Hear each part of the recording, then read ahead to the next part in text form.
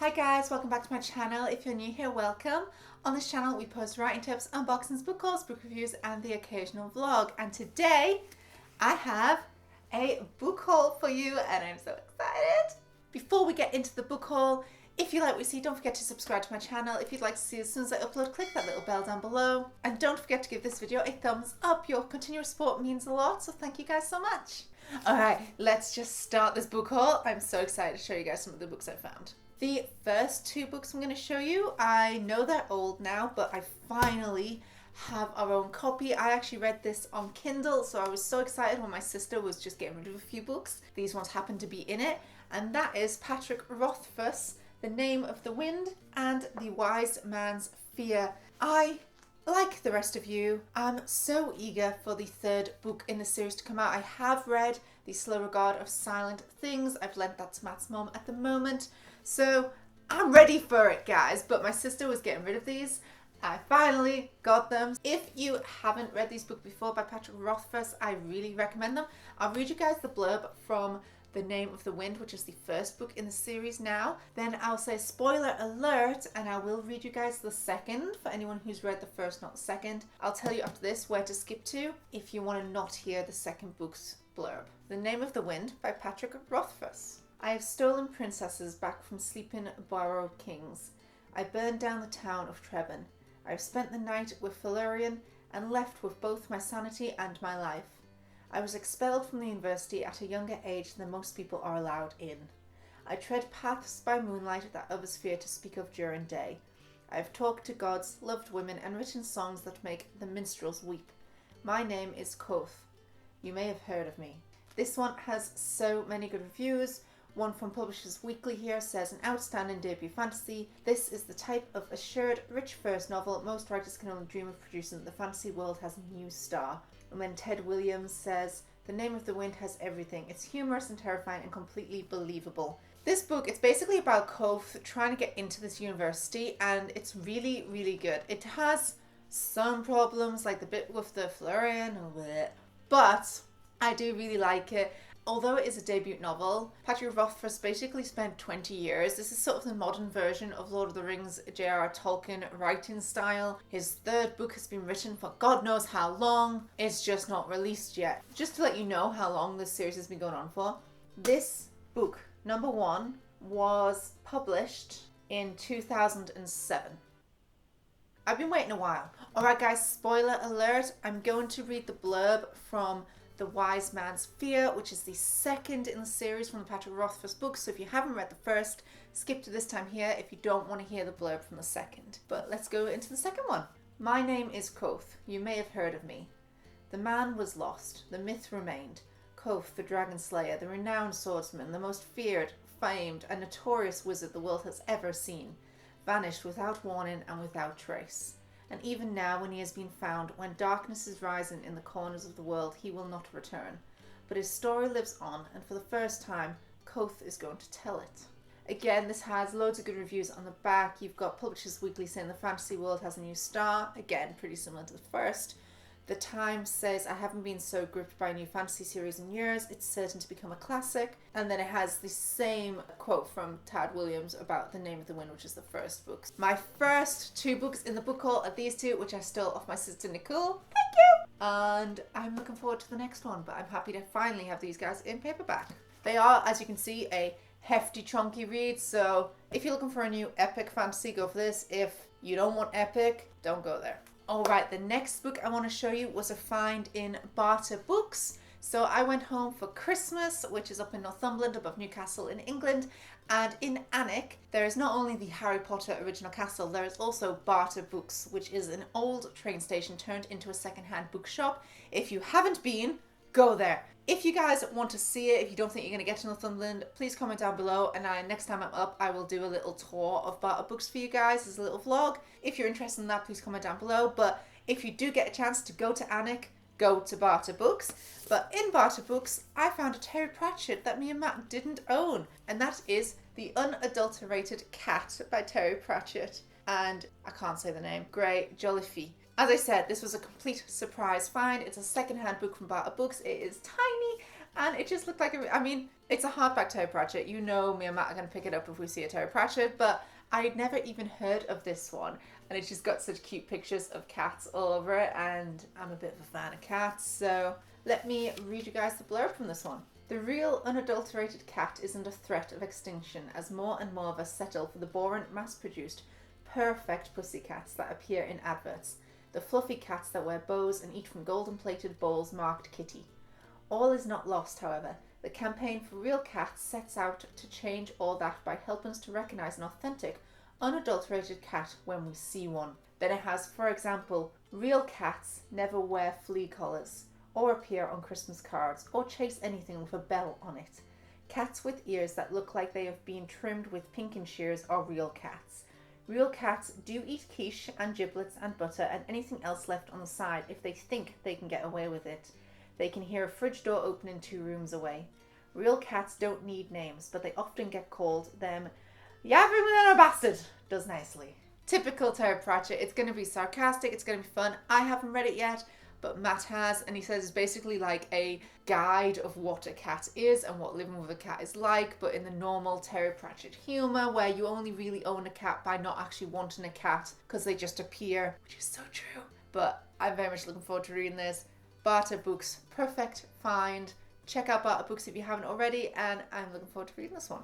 Let's follow a little bit of a theme here. The next book I want to show you was a Christmas present from Matt, and like the last one, it is about cats. Look how cute is that cover. It's adorable. And this is The Cat Who Saved Books, and I'm sorry if I pronounced this name wrong, by Sosuke Natsukawa. It's an international bestseller. I mean, how could it not be with that cat on the cover? On the back, it says, Grandpa used to say it all the time. Books have tremendous power, but what is that power really? It just looks like such a nice read, and again, it's very small, quite chunky writing in there, so I'm really excited to read this one. I'll read you guys the blurb. Natsuki Books was a tiny second-hand bookshop on the edge of town. Inside, towering shelves reached the ceiling, everyone crammed full of wonderful books. Rintaro Natsuki loved this place that his grandfather had created. He spent many happy hours there, reading whatever he liked. It was the perfect refuge for a boy who tended to be something of a recluse. After the death of his grandfather, Rintaro is devastated and alone. It seems he will have to close the shop. Then, a talking tabby cat called Tiger appears and asks Rintaro for help. The cat needs a book lover to join him on a mission. This odd couple will go on 3 magical adventures to save books from people who have imprisoned, mistreated, and betrayed them. Finally, there is one last rescue that Rintaro must attempt alone. And it says, The Cat Who Saved Books is a heartwarming story about finding courage, caring for others, and the tremendous power of books. How nice does that sound? It sounds like such a nice, light-hearted read, and it's about a cat, and it just sounds so cute. So this is my Christmas present from Matt, and I'm so excited to read it. Alright, the last 3 books I have for you were from my Boxing Day week Waterstone sale buys. I have 3 books left for this book haul, guys. So I'll show you guys the one that wasn't on sale first. And that is, I do pre-apologize if I can't say the name of this book, but that book is The Vorrh by B. Catling.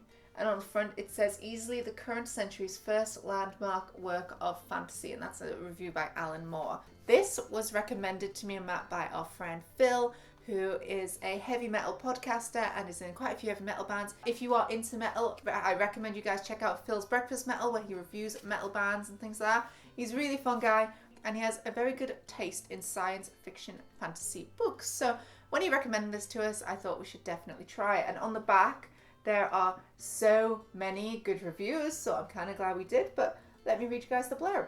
The Vorrh is a vast, perhaps endless, forest, sentient and magical, a place of demons and angels, of warriors and priests. Legend holds that the Garden of Eden still exists at its heart. Now a renegade foreign soldier intends to be the first human to traverse its expanse. Fact and fiction blend. The hunter will become the hunted, and humanity's fate will hang in the balance. Ooh. So it sounds like a traditional epic science fiction fantasy novel, but these are the reviews, and they are from some very, very good writers. So we have one from Phil Pullman, The English language has given birth to some great works of unbounded vision and imagination, and here is another one. We then have Stuart Kelly, which is the Times Literary Supplement review.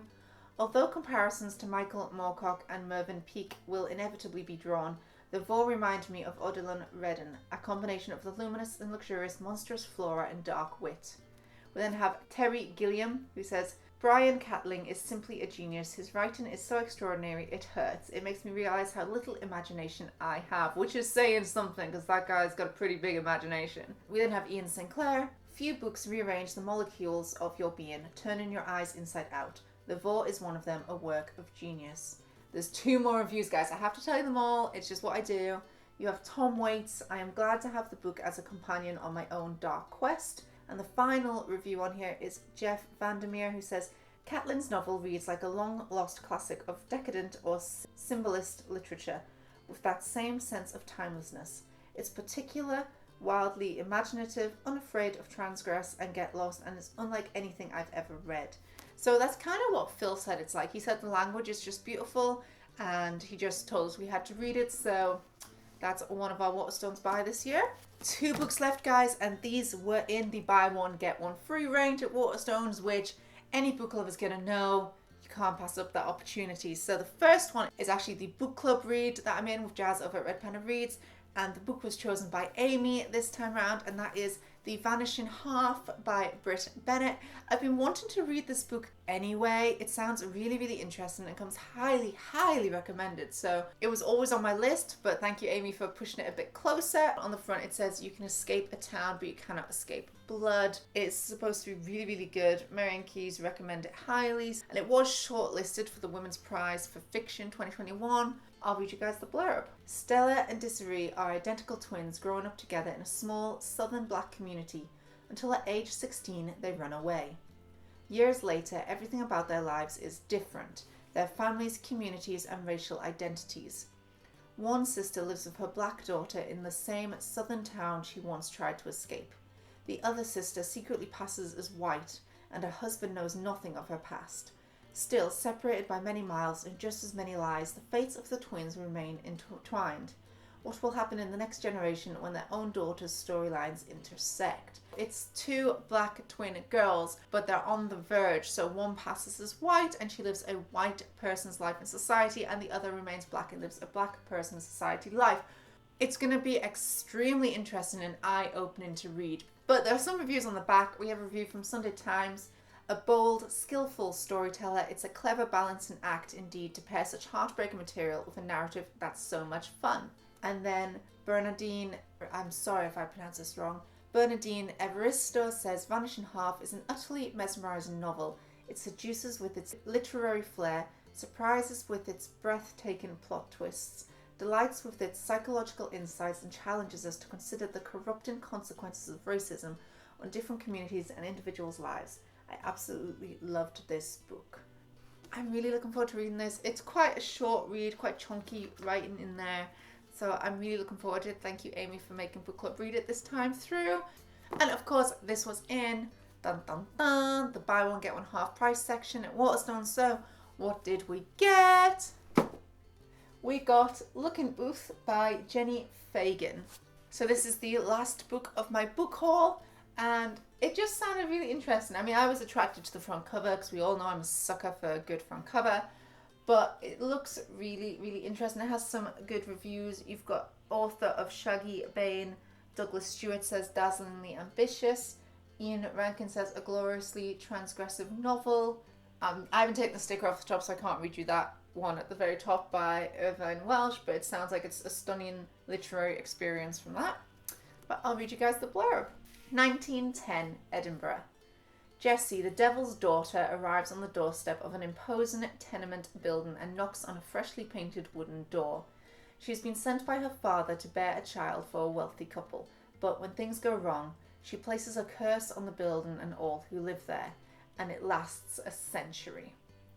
Caught in the crossfire are the residents of 10 LuckenBooth Close, and they all have their own stories to tell. While the world outside is changing, inside the curse creeps up all 9 floors and through each door. Soon the building's longest kept secret, the truth of what happened to Jessie, will finally be heard. If you've seen my channel before, you guys know I am a sucker for great characters, and someone being the devil's daughter, right up my street. It has a few more reviews on the back. It has Scotsman says she writes unlike any other author of her generation. Sunday Times says Fagan's prose is poetic, high-octane, arresting. Irish Times says exhilarating, courageous, nothing short of a masterpiece. Scotland on Sunday, a daring book and beautifully written. And then the Sunday Telegraph says sexy and strange. I'm really intrigued to read it. Again, it's quite a short read and it's got quite chunky writing in, so I've been reading quite a long book at the moment, not enjoying it, so I kind of needed a few short, easy reads, so we'll do a couple of these and hopefully I'll enjoy them a bit more than the book I'm currently reading. And that's all the books I have for you in my book haul today. So just to recap, we have the LuckenBooth by Jenni Fagan, the Vanishing Half by Bennett, the Vorrh by B. Catling, the Cat Who Saved Books by Sosuke Natsukawa, the Unadulterated Cat by Terry Pratchett and Gray Julafy, and finally we have The Name of the Wind and The Wise Man's Fear by Patrick Rothfuss. And thank you guys so much for watching. I hope you like what you see. If you like this video, don't forget to subscribe to my channel. If you'd like to see as soon as I upload, click that little bell down below.